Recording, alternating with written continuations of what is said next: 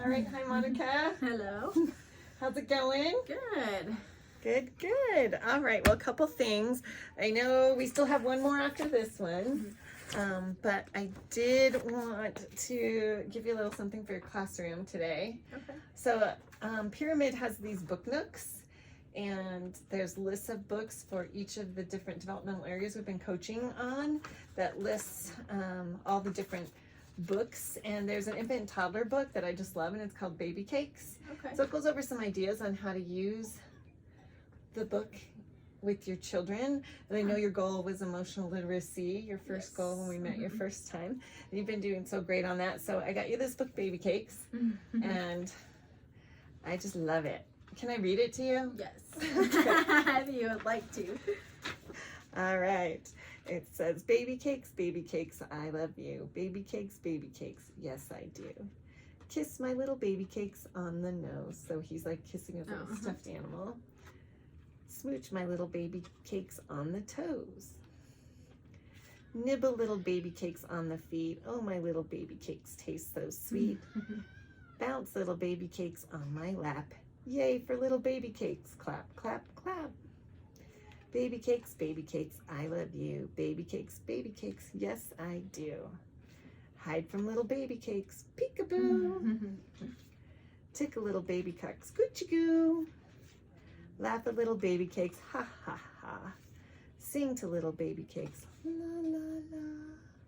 Hug my little baby cakes oh so tight. Now my little baby cakes go night, night.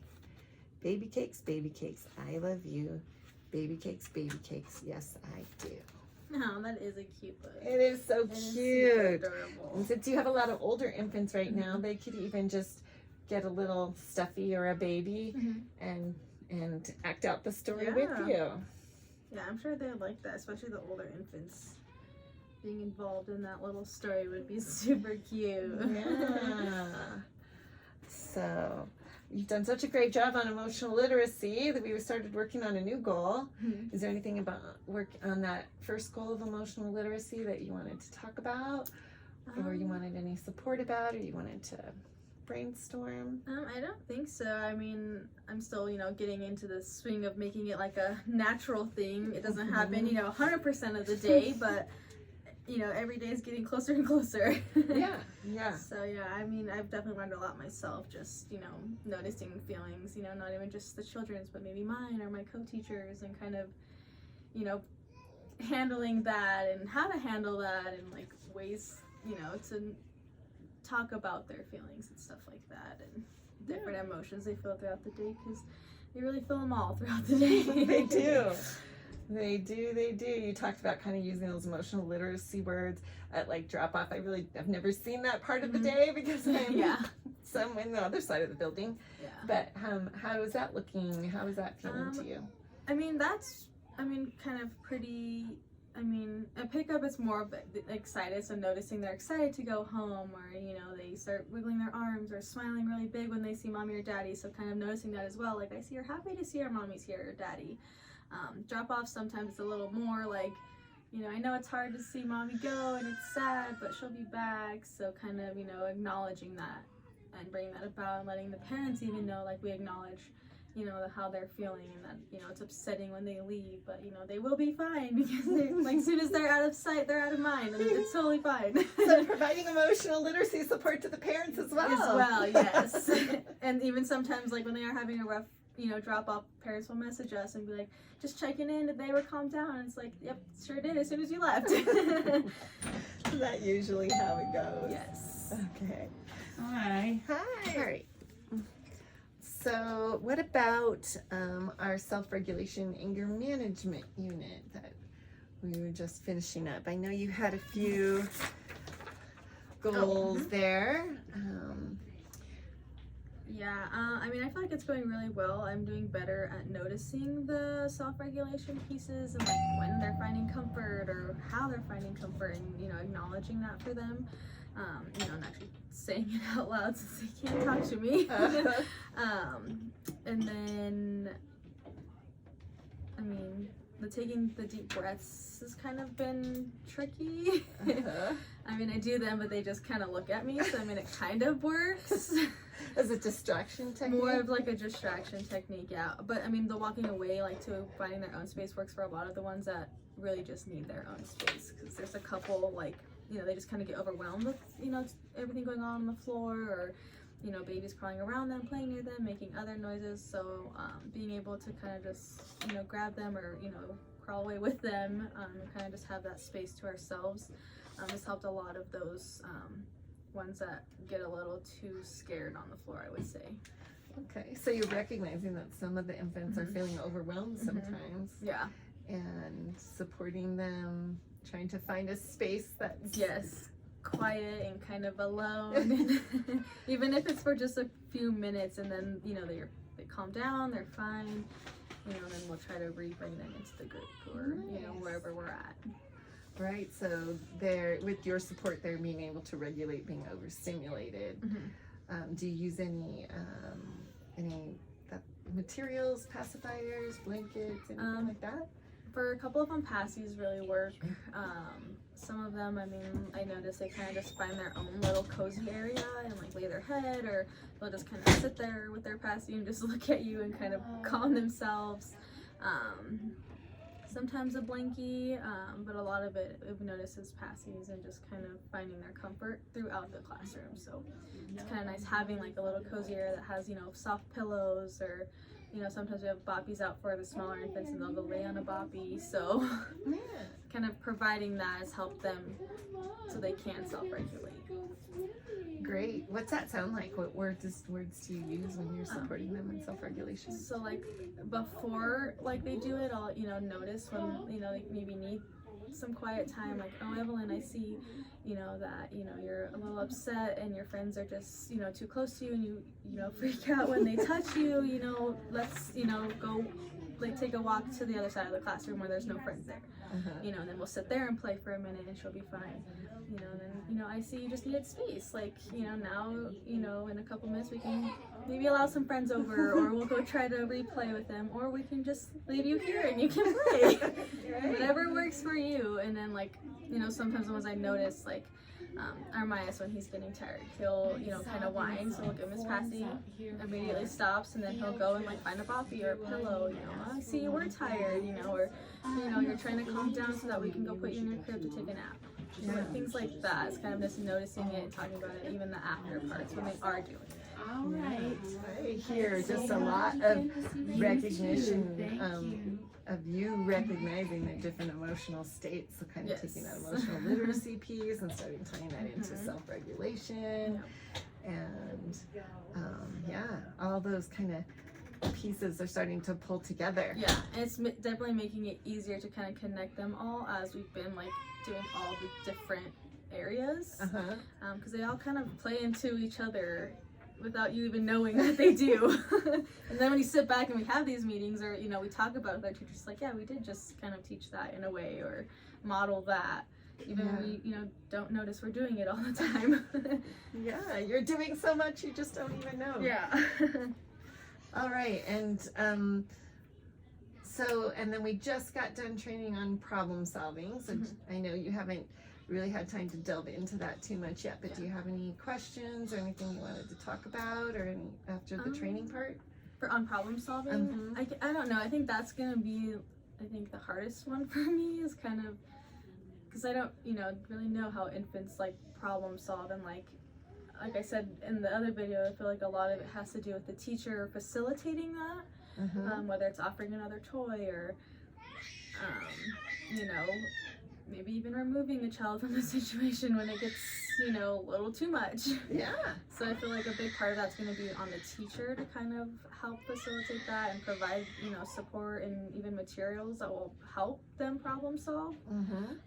Because I mean, I notice it a lot now with these older ones who are mobile and everywhere. They just, you know, fight over a lot of toys, and, you know, we have to bring out the duplicates and look at all the opportunities they're presenting. Yeah, they present all the opportunities to problem solve. It's just how do we want to go about it is going to be like, what's like the best, I guess, strategy to go about when things like that happen. Yeah.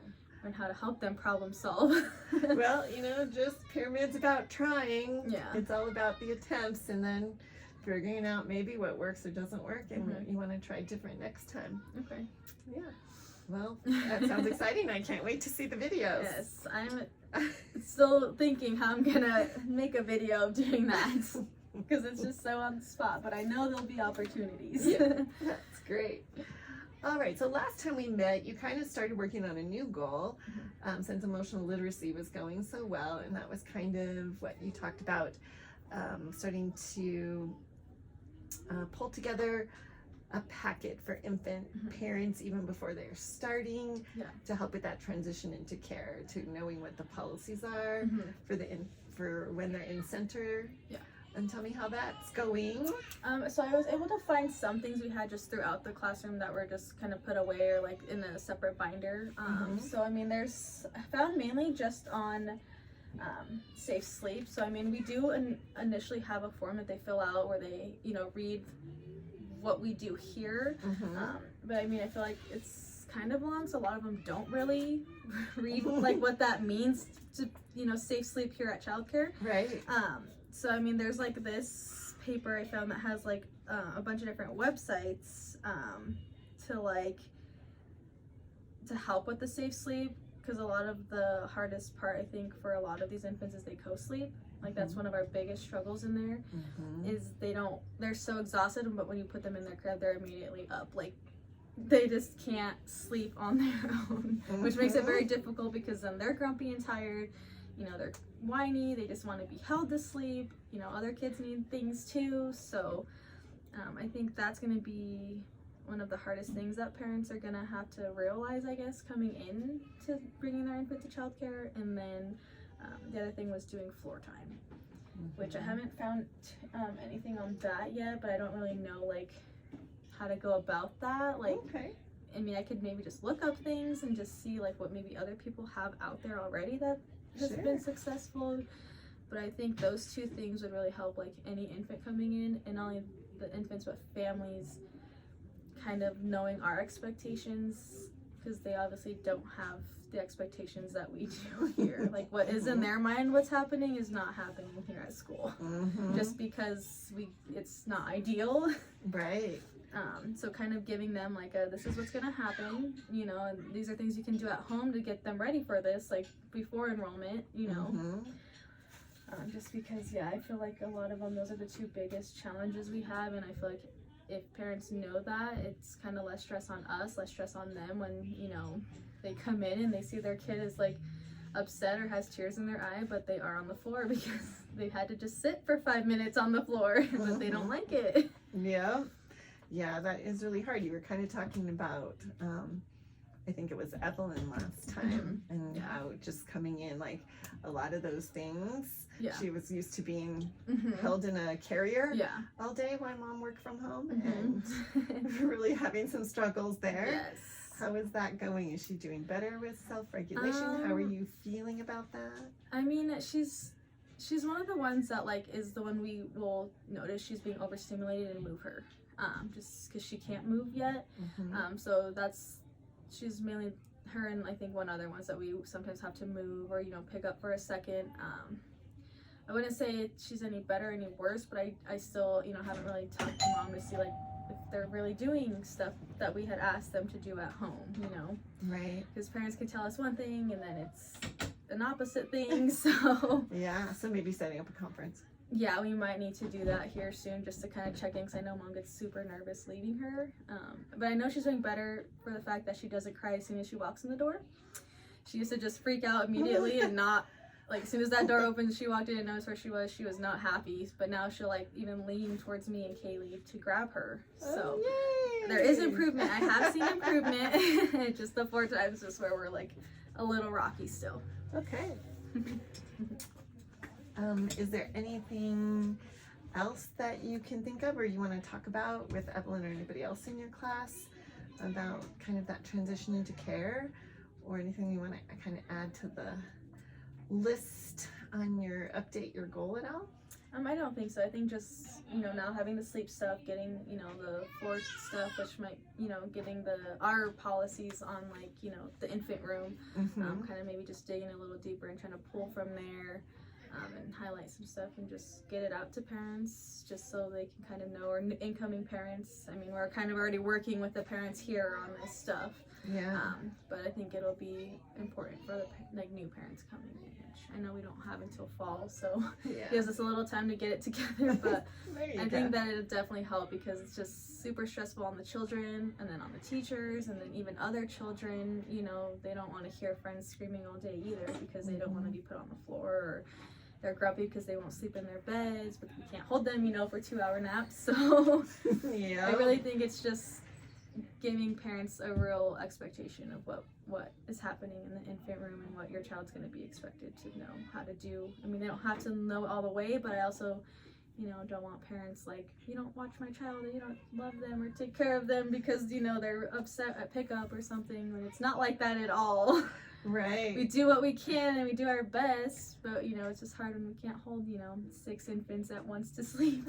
Right, we can't hold them for 2 hours while they sleep. We can't fit in the cribs with them. Yep. And they can't sleep on the floor or in equipment. Yep. Yeah. I hear you saying a lot of licensing regulations.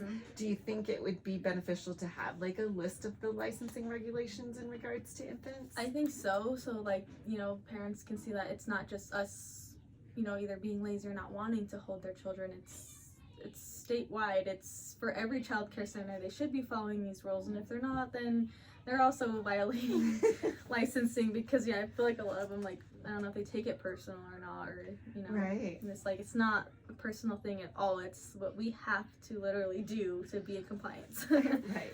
Tummy time. Yes, we have to Tummy do time tummy is time. regulated. Yes. So I think pulling something from the licensing as well will help. That's something I could Kind of probably back us do. teachers up. Yeah.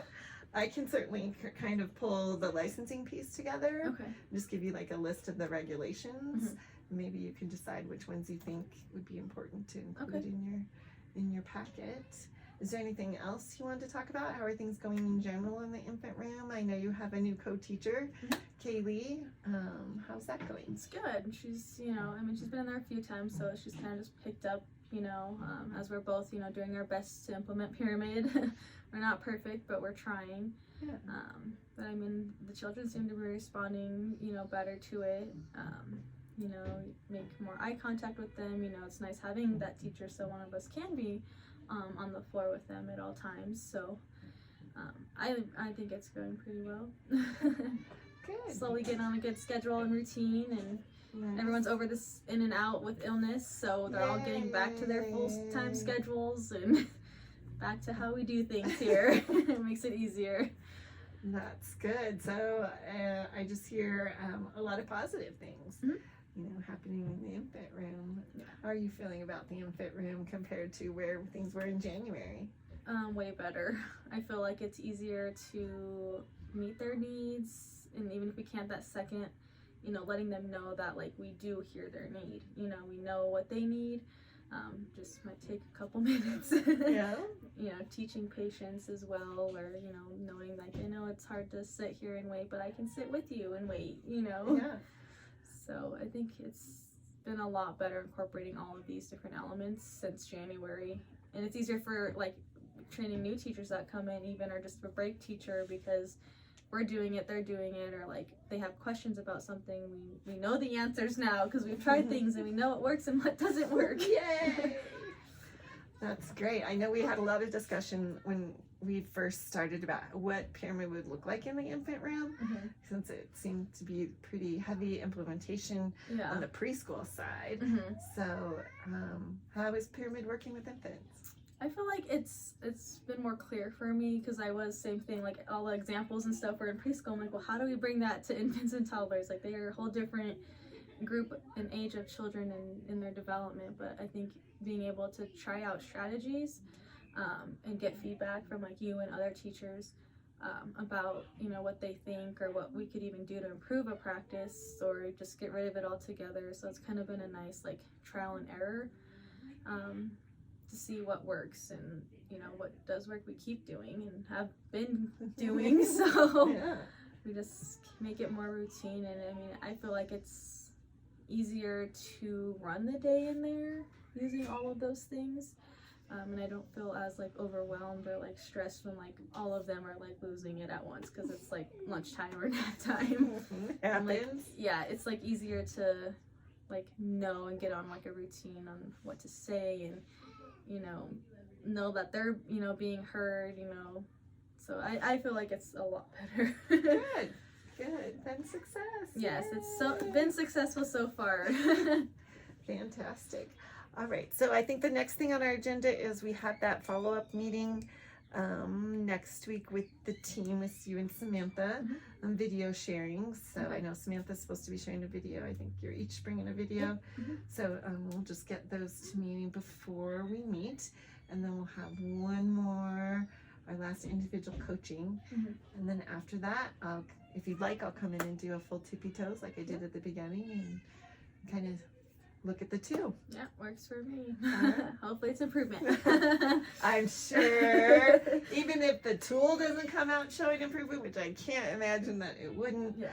you know, just hearing, because Yeah. I have that opportunity to be able to hear and see, plus I'm doing your in-classroom coaching, I just hear a lot more of that social emotional support happening, recognizing their feelings and letting them know, you know, that you're coming.